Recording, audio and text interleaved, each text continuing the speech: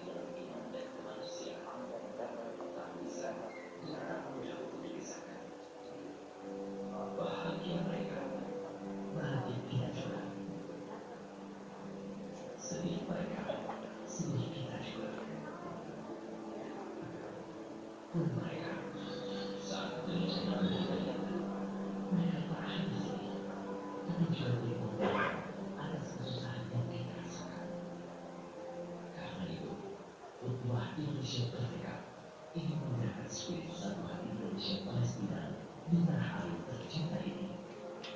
Kita fokuskan pada isu kemanusiaan, utamanya para yatim dan duafa, baik di Palestina dan di negeri kita sendiri. Kita muliakan anak yatim dan duafa di sekitar kita dan Palestina.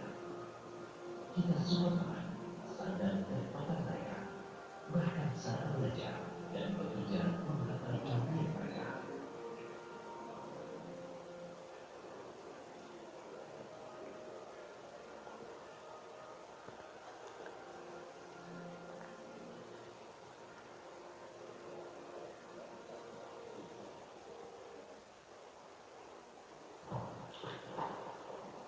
Itu tadi video yang disampaikan oleh Kedua ya. Mungkin saya ingin membacakan sedikit profil dari Syekh Muhammad Ahmad Al-Ghalban, berasal dari langsung dari jalur Gaza Palestina. Pendidikan yang pertama adalah S1 Syariah Islamiyah Universitas Islam Gaza Palestina. Kemudian beliau ini merupakan seorang hafiz Quran. Beliau juga seorang imam dan khatib di Kementerian Wakaf Palestina, juga menjadi muslim tahqiq program Quran camp di jalur Gaza Palestina.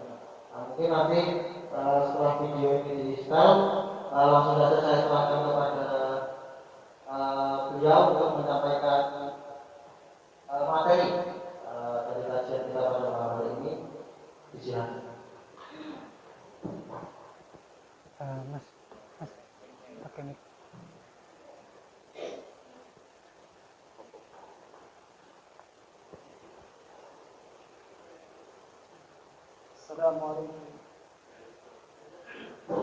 Assalamualaikum warahmatullahi wabarakatuh. Alhamdulillahi rabbil alamin, wassalatu wassalamu ala ashrafil mursalin, sayyidina Muhammadin wa ala alihi wa sahbihi wa man tabi'ahu bi ihsan ila yaumiddin. ورضى اللهم عن الصحابة أجمعين أبي بكر وعمر وعثمان وعلي وعن الصحابة أجمعين وتابعيهم بإحسان إلى يوم الدين. وبعد، أحبتي إخوتي الكرام، الشعب الإندونيسي الأصيل، بالنيابة عن نفسي بداية وعن إخوانكم في الشعب الفلسطيني وعن الشعوب الإسلامية والعربية عامة، نشكركم ونشكر جهودكم المتواصلة بدعمكم لقضايا الأمة العادلة وعلى رأسها القضية الفلسطينية قضية المسجد الأقصى المبارك. Assalamualaikum warahmatullahi wabarakatuh. Asy-Syaikh Hafizahullah Ta'ala berkata, segala puji bagi Allah, Rabb semesta alam. Kemudian salam serta salawat kita sampaikan kepada Nabi termulia, Nabi kita Muhammad sallallahu alaihi wasallam, dan kepada para sahabatnya, dan kemudian yang mengikutinya dengan kebaikan hingga akhir yaumul akhir. Wa ba'du. Kemudian semoga Allah memberikan keridhaan kepada para sahabat seluruhnya, Abu Bakar, wa Umar, wa Utsman, kemudian Ali, dan kepada seluruh sahabat-sahabat Nabi SAW dan yang mengikutinya hingga akhir kiamat. Pertama-tama saya menyampaikan, saya sebagai warga Palestina secara umum, warga Arab juga, dan terkhususnya saya sebagai warga Gaza, saya menyampaikan kepada seluruh masyarakat Indonesia, terima kasih atas perlakuannya terhadap masalah-masalah Palestina dan juga permasalahan Masjidil Aqsa. فالشعب الإنجليزي الكريم المعطاء مكانة مرموقة في نفوس وقلوب الشعب الفلسطيني، وذلك لما بذل من مساعدة لإخوانه الفلسطينيين، وما كان هذا الوقوف من فراغ، وإنما لإيمانكم بأن هذه القضية هي قضيتكم، وأنها قضية إسلامية وليست عربية تخص جميع المسلمين.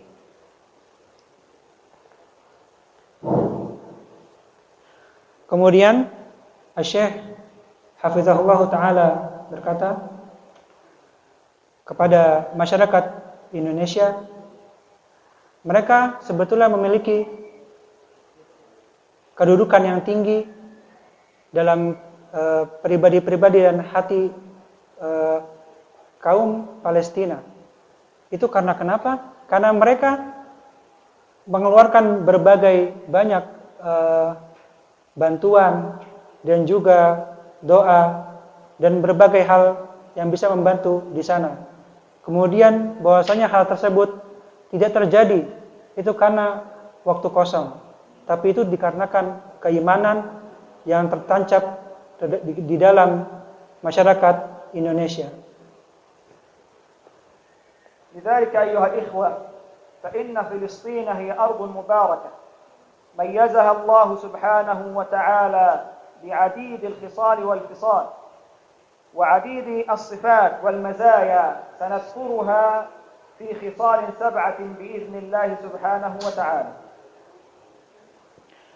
Kemudian Palestina tidak dibantu seperti itu, melainkan karena Allah Subhanahu wa Ta'ala telah mencantumkan dalam Al-Quran beberapa keutamaan yang nanti akan disebutkan berikut ini.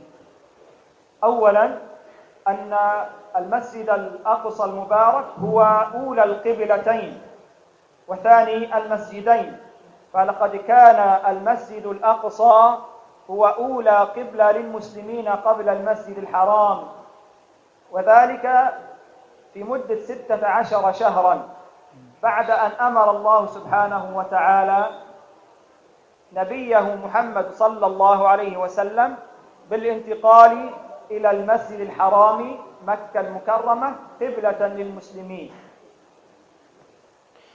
Poin pertama yang disampaikan oleh Syekh rahimahullahu taala adalah Masjidil Aqsa adalah kiblat pertama kaum muslimin dan masjid kedua setelah Masjid Al-Haram. Masjid pertama yang Allah bangun ialah Masjidil Haram. Kemudian dibangun Masjidil Aqsa dalam rentang waktu 16 bulan. sebelum Allah menggantikannya untuk menjadi kiblat kedua bagi kaum muslimin. وهو ثاني مسجد وضع في الأرض بعد المسجد الحرام فقد ثبت في حديث النبي صلى الله عليه وسلم عن أبي ذر رضي الله تعالى عنه قال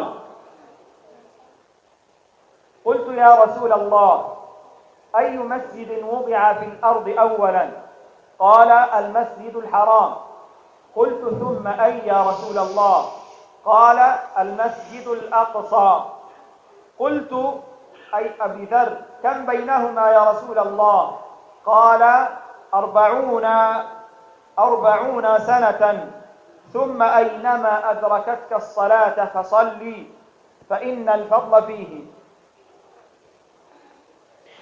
Kemudian Syekh rahimahullah menyampaikan, dan Masjid Aqsa ialah masjid kedua yang Allah letakkan di dalam bumi ini setelah Masjidil Haram.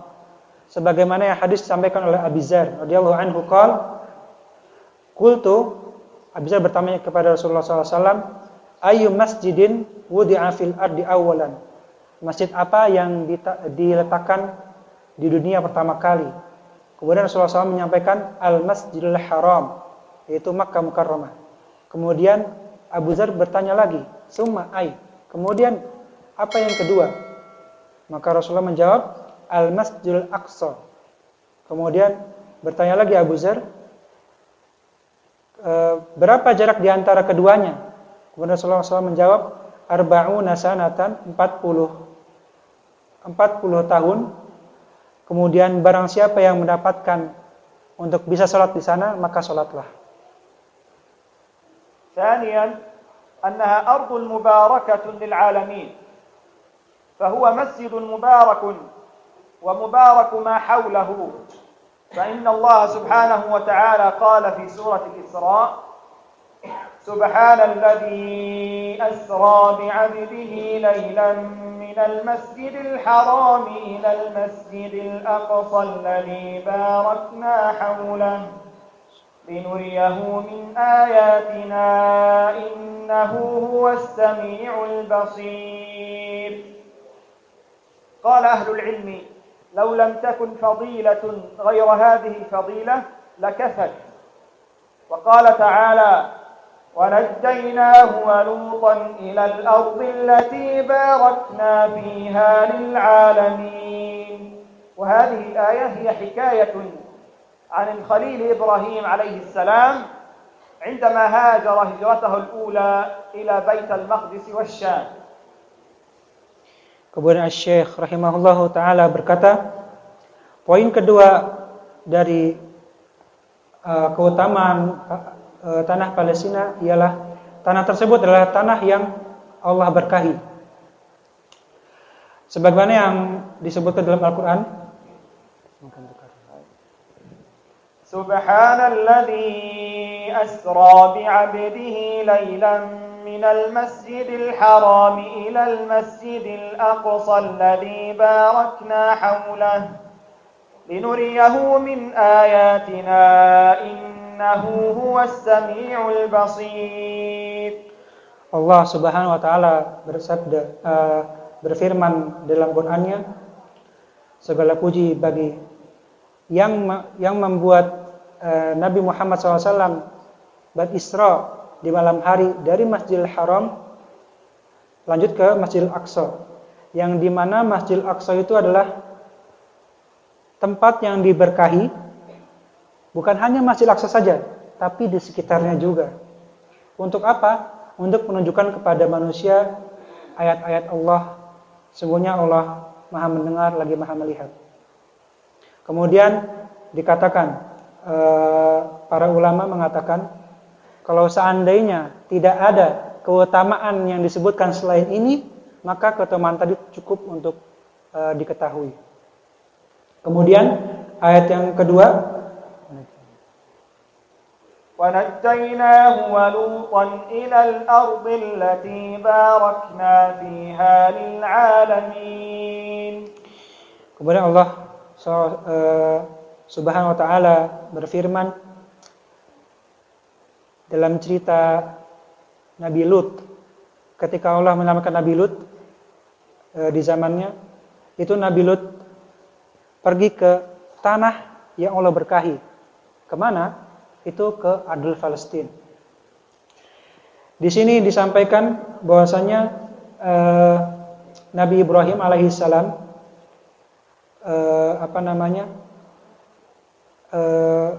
hijrah yang pertama itu adalah hijrah ke Baitul Maqdis. ثالثا أنه مسرى رسول الله صلى الله عليه وسلم، فقد أسرى النبي صلى الله عليه وسلم في رحلته الإسراء والمعراج من مكة إلى المدينة، فقد حصل للنبي صلى الله عليه وسلم شرف الاجتماع بهما ورؤية القبلتين وفضلهما، وما كان هذا الربط بين المسجدين إلا للدلالة على أن هناك فضل عظيم بين المسجدين. Kemudian Asy-Syaikh rahimahullah taala berkata bahwasanya Ardul Palestina, poin ketiga, bahwasanya menjadi tempat Isra Nabi sallallahu alaihi wasallam. Al-Isra min masjid pertama yang Allah tempatkan di dunia menuju ke masjid yang kedua, yaitu Masjid Al-Aqsa. Dan di situ dalam Isra dan Mi'raj itu hikmahnya adalah Allah mengumpulkan dua masjid yang banyak berkahnya di situ. Karena kenapa? Karena dua-duanya adalah masjid yang sangat agung.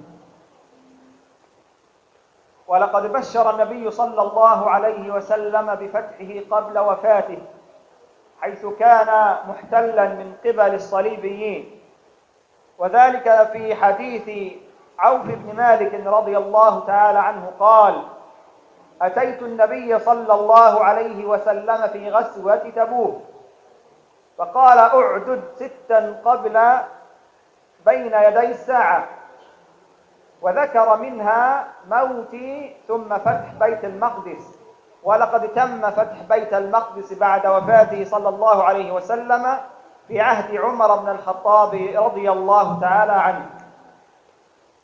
Kemudian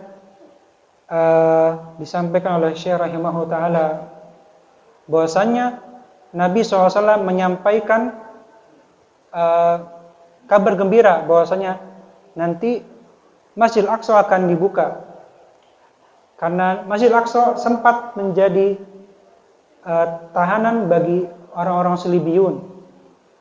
Kemudian Nabi SAW menyampaikan di jauh-jauh hari bahwasanya nanti Masjid Al-Aqsa akan dijajah kemudian dibuka kembali.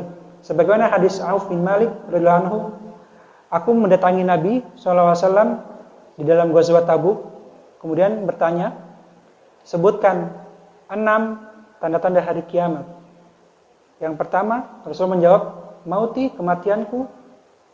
Kemudian yang kedua adalah Fathu Baitul Maqdis, yaitu terbukanya Baitul Maqdis. Jadi dahulu itu sempat dijajah oleh orang-orang Salibiyun. ومن خصائص المسجد الأقصى وبيت المقدس أنها تشد إليها الرحال، فقد أجمع أهل العلم على استحباب زيارة المسجد الأقصى والصلاة فيه، فقد قال النبي صلى الله عليه وسلم: لا تشد الرحال إلا إلى 3 مساجد: المسجد الحرام والمسجد الأقصى ومسجد هذا أي المسجد النبوي. Kemudian Asy-Syaikh rahimahullahu taala mengatakan poin keempat keutamaan Masjid Al-Aqsa ialah salah satu masjid yang dimana safar ke masjid tersebut dianjurkan. Tusyaddur rihal artinya adalah ketika kita safar kita membutuhkan perbekalan. Nah, tusyaddur rihal artinya kita harus benar-benar mempersiapkan bekal atau benar-benar safar yang serius, itu cuma 3 masjid.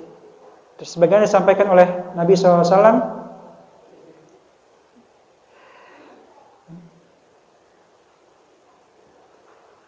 La tushaddur rihal illa ila thalathati masajid. Tidak ketika kita ingin safar serius cuma ada 3 masjid. Yang pertama Masjidil Haram, itu Makkah Mukarramah, yang kedua Masjidil Aqsa, dan yang ketiga Masjid Nabawi. ومن خصائص المسجد الأقصى أن الصلاة فيه لها أجر مضاعف، وذلك في الحديث أبي ذر رضي الله تعالى عنه قال أيهما أفضل المسجد الحرام أم المسجد الأقصى أمسجد رسول الله صلى الله عليه وسلم أم بيت المقدس؟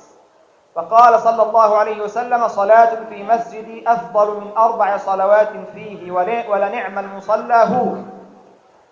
وقد ثبت في فضل الصلاة أيضا حديث عبد الله بن عمرو عن النبي صلى الله عليه وسلم قال لما فرغ أي لما انتهى سليمان عليه السلام من بناء المسجد الحرام من مسجد الأقصى سأل الله 3 أشياء: الأولى حكما يصادف حكمه وملكا لا ينبغي لأحد من بعده وألا يصلي أحد في المسجد الأقصى إلا وخرج وذنوبه مغفورة. Kemudian Syekh rahimahullah taala menyampaikan poin yang kelima, bahwasanya salat di masjid tersebut mendapatkan pahala yang berlipat. Sebagaimana yang disampaikan oleh hadis Abu Dzar radhiyallahu anhu qol ayyuhuma afdal. Beliau bertanya kepada Nabi, apa yang paling afdal? Masjid Rasulullah, Masjid Nabawi sallallahu alaihi wasallam, atau Baitul Maqdis? Kemudian Rasulullah sallallahu alaihi wasallam menyampaikan, salatun fi masjidi, salat dalam Masjidil Haram, Masjid Nabawi, afdalu min 4 salawatin fi, lebih afdal 4 salat. Jadi 4 salat di Masjidil Aqsa menyamai 1 salat di Masjid An-Nabawi. Dan itu sebaik-baik tempat salat, bila menyampaikan tersebut. Kemudian hadis yang kedua dari Abdullah bin Amr, ayat Nabi SAW qol, ketika Sulaiman bin Dawud, beliau adalah alaihissalam yang membangun pertama kali Masjidil Aqsa. Ketika selesai membangun Masjidil Aqsa, Sulaiman bin Dawud alaihissalam berdoa kepada Allah Subhanahu wa taala 3 perkara. Yang pertama, semoga Masjidil Aqsa dan orang-orang yang di sekitarnya itu berhukum sebagaimana hukum Allah. Kemudian yang kedua, semoga tidak ada raja setelahku. Kemudian yang ketiga, tidak ada yang sholat di masjid ini kecuali keluar dari masjid ini dalam keadaan dosa-dosanya terampuni. سادسا أن المسجد الأقصى وفلسطين هي أرض المحشر والمنشر، فأرض بيت المقدس الأرض التي يحشر فيها العباد ومنها يكون المنشر والبعث. فحديث ميمونة بنت سعد رضي الله عنها قالت يا نبي الله أفتنا في بيت المقدس، فقال أرض المحشر والمنشر.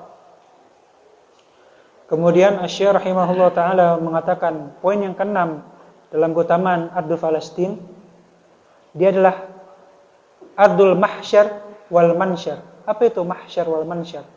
Al-Mahsyar itu kebangkitan. Al-Mansyar dia ketika dikumpulkan di hari kiamat. Sebagaimana hadis dari Maimunah binti Sa'di, maulatun Nabi SAW berkata, ya Nabi Allah, wahai Nabi Allah, aftina fi Baitul Maqdis, berikan fatwa kepada kami tentang Baitul Maqdis. Kemudian Rasulullah SAW menjawab, dia adalah Ardul Mahsyar, tempat di mana ketika kita dibangkitkan, dan Ardul Mansyar, ketika kita dikumpulkan di hari kiamat. Sabi'an huwa thabatu ahli al-iman fiha 'inda hulul al-fitan, ay 'indama taqa'u al-fitan فإن الإيمان يكون في بيت المقدس وبلاد الشام. في حديث النبي صلى الله عليه وسلم قال بينما أنا نائم إذ رأيت عمود الكتاب احتمل من تحت رأسي فظننت أنه مذهوب به فأتبعته بصري فعود به إلى الشام ألا وإن الإيمان حيث تقع الفتن بالشام. Kemudian Syekh rahimahullah ta'ala berkata dalam poin ke-7 tentang keutamaan ardul Palestin. Di sana terdapat masyarakat-masyarakat yang dimana ketika terjadi fitan, mereka imannya malah kuat dan tidak bergeming. Disampaikan dalam hadis Abu Darda radhiyallahu anhu qala Rasulullah sallallahu alaihi wasallam, ketika Nabi tidur, beliau bermimpi Al-Quran itu telah dicabut dariku. Kemudian aku mengikutinya. Dan ternyata Al-Quran tersebut jatuh di mana? Di negeri Syam. Dan ini tidak terjadi kecuali karena negeri Syam dan penduduknya selalu memegang kuat agama Islam ini. وفي حديث أبي هريرة رضي الله تعالى عنه قال أيضا: لا تزال عصابة من أمتي يقاتلون على أبواب دمشق وما حوله وعلى أبواب بيت المقدس وما حوله لا يضرهم من خذلهم ظاهرين على الحق إلى أن تقوم الساعة. Kemudian hadis Abu Hurairah radhiyallahu anhu dari Nabi sallallahu alaihi wasallam bersabda, masih terjadi sampai sekarang kelompok dari umatku memerangi atau melindungi pintu-pintu Dimash. Dimash itu Palestina, masuk ke Palestina dan yang sekitarnya. Semoga Allah melindungi masyarakat yang di sana. Tidak ada yang bisa membuat madharat terhadap mereka, karena mereka apa? Karena mereka selalu mendukung yang hak sampai hari kiamat.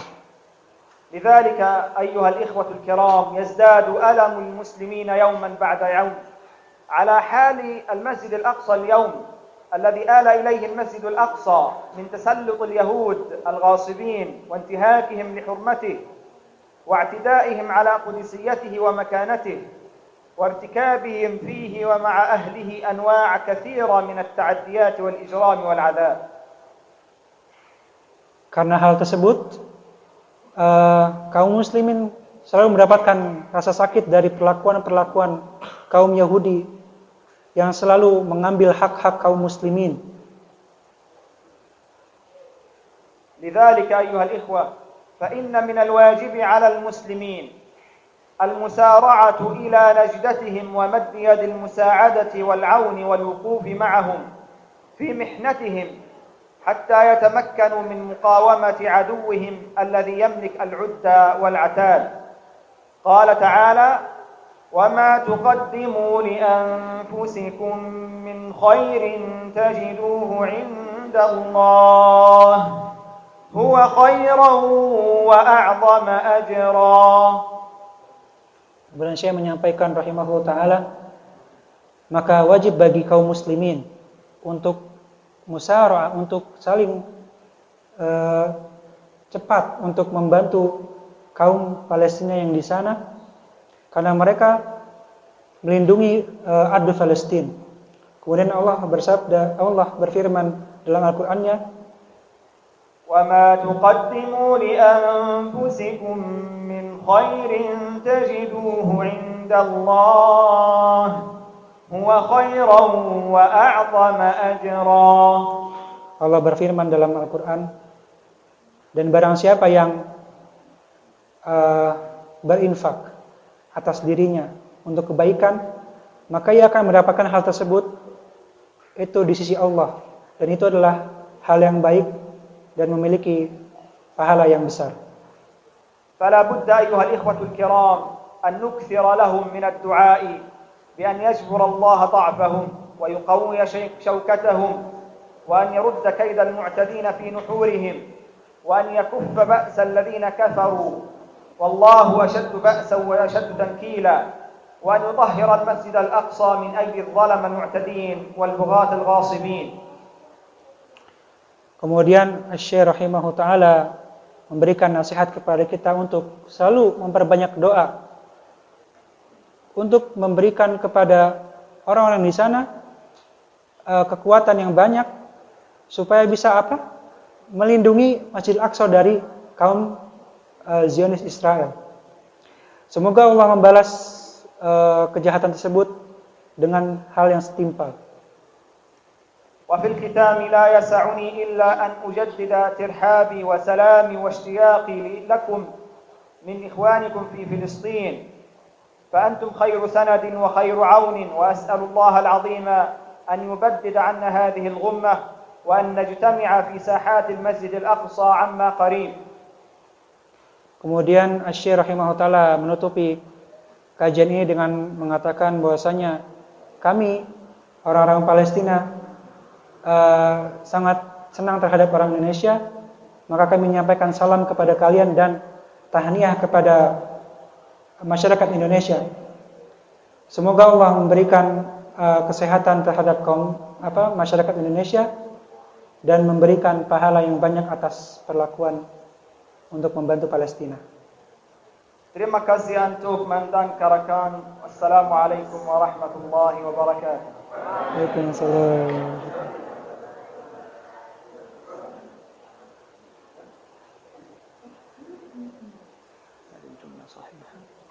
Nah, yakin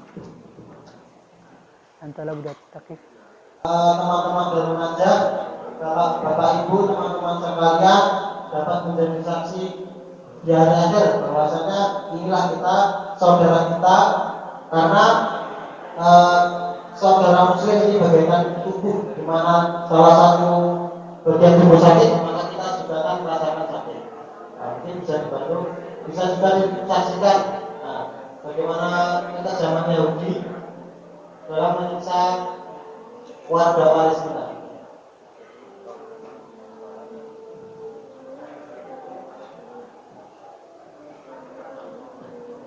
Mungkin sebagai tambahan, kalau misalkan Bapak Ibu, Mas-mas, oh ternyata, aduh maaf, sebenarnya saya ingin membantu untuk meringankan, tetapi barangkali waktu datang ke sini lupa membawa sedikit hartanya. Ini saya ada sebuah komitmen card atau kartu komitmen yang bisa dilihat. Tidak harus sekarang untuk dapat berinfak membantu Palestina, tapi ini nanti sebagai bukti kalau misalkan kita ini berkomitmen di sini. Nah, kenapa saya tawarkan kepada para jamaah sekalian?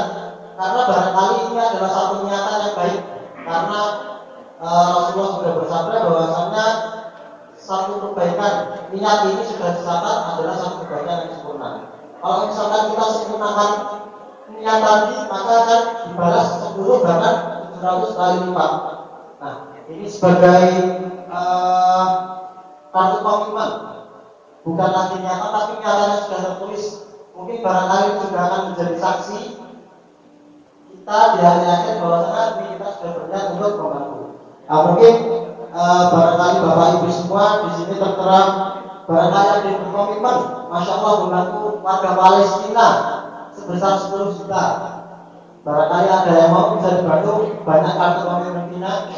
Nah, ada yang mau tidak, kita membantu warga Palestina meringankan sedikit beban sebesar langsung 10 juta. Nanti akan ditulis, dikasih kartunya, nanti akan dikelola oleh tim Hubungan Indonesia. Nah, barangkali ada yang mau. Nah, kalau misalkan tidak, mungkin saya tawarkan lagi untuk besaran komitmen kita sebesar 5 juta, barangkali ada yang mau. Nah, jamaah 5 juta langsung kita tulis, tidak harus sekarang. Yang penting niat kita dulu, yang penting niat kita, semoga niat kita barangkali tidak terlaksana, yang penting niat kita sudah tercatat baik. Kalau misalkan tidak, saya turunkan lagi, barangkali kartu komitmen ini bisa ditulis dengan nominal 2 juta dari Bapak Ibu semua, adik-adik mungkin. Saya turunkan lagi 1 juta. Nah, barangkali ada yang mau berinfak tapi tidak membawa sedikit uang. Nah, ini ada kartu komitmen. Semoga komitmen ini bisa terlaksana. Kalau misalkan tidak, saya turunkan lagi dari menjadi 500.000 rupiah. Barangkali ada yang mau bisa dibantu Bapak.